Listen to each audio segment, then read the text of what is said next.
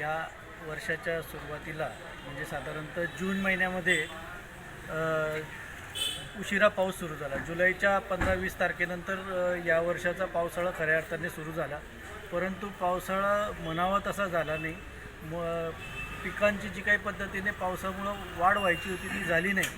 दुसरी महत्त्वाची गोष्ट की जे काही कपाशीचं बियाणं यावेळेला शेतकऱ्यांनी विकत घेतलं होतं, त्या कपाशीच्या जे काही झाडं आहेत त्याच्यावरती अपेक्षेपेक्षा खूप लवकर अळींचा प्रादुर्भाव झाला, आजारांचा प्रादुर्भाव झाला आणि एकंदरीतच कमी पावसामुळं पाचोरा आणि भडगाव तालुक्यामध्ये दुष्काळ झालेला आहे, निर्माणच झालेला आहे. पाऊस कमी झाल्यामुळं धरणांमध्ये पाणी नाही, नाल्यांमध्ये पाणी नाही, विहिरींमध्ये पाणी नाही.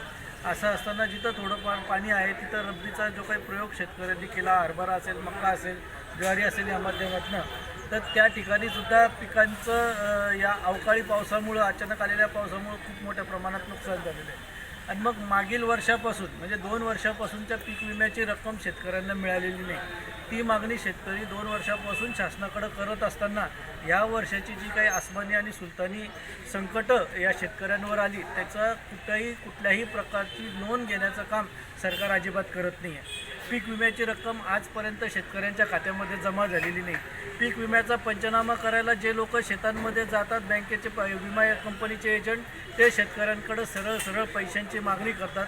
ज्या शेतकऱ्यांनी पैसा दिला नाही त्यांच्या पीक विम्याचे पंचनामे चुकीच्या पद्धतीने नोंदले जातात. हे सगळं होत असताना, त्याच्या तक्रारी प्राप्त होत असताना सुद्धा प्रशासन कुठलीही कारवाई करत नाही आहे. दुसरीकडं दुष्काळ जाहीर करायच्या ऐवजी सरकारने दुष्काळ सदृश परिस्थिती जाहीर केल्यामुळं दुष्काळाचे खऱ्या अर्थाने जे काही लाभ शेतकऱ्यांना मिळायला पाहिजे ते मिळत नाही आहेत. आणि म्हणून या सर्व मागणींसाठी, पीक विम्याची रक्कम लवकर जमा व्हावी यासाठी, आणि यात महत्त्वाचं अजून एक की शेतकऱ्यांना या पाचोरा भडगाव तालुक्यामध्ये सामाजिक वनीकरण असेल, पंचायत समिती असेल, कृषी विभाग असेल, तहसील कचेरी असेल किंवा प्रांत कार्यालय असेल, या सगळ्या ठिकाणी कृषी विषयाच्या ज्या काही योजना आहेत, PM किसान योजना असेल, शेतकरी सन्मान योजना असेल, MSCBच्या लाईट बिलाच्या संदर्भातली असेल, DPच्या संदर्भातली असेल, लाईट कनेक्शनच्या संदर्भातली असेल, रेशीम उद्योगाच्या संदर्भातली असेल किंवा मग शेतकऱ्यांच्या वृक्ष लागवडीच्या संदर्भातल्या योजना असतील, या सर्व योजनांच्या संदर्भामध्ये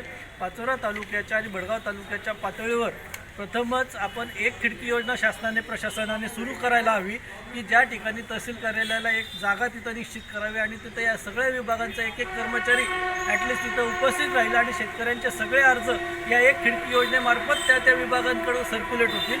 एक त्याला जो आपला लोकसेवा हमी कायदा आहे त्याची जोड देऊन त्या कायद्याच्या अंतर्गत 7 दिवसाच्या आतमध्ये शेतकऱ्याला या सगळ्या अर्जांचा निपटारा होऊन न्याय मिळेल अशा पद्धतीची एक खिडकी योजना तातडीने सुरू करावी. या सगळ्या मागण्यांसाठी आम्ही आज निवेदन दिलेलं आहे. 10 जानेवारीपर्यंत सरकारला आणि प्रशासनाला आम्ही अल्टिमेटम दिलेलं आहे.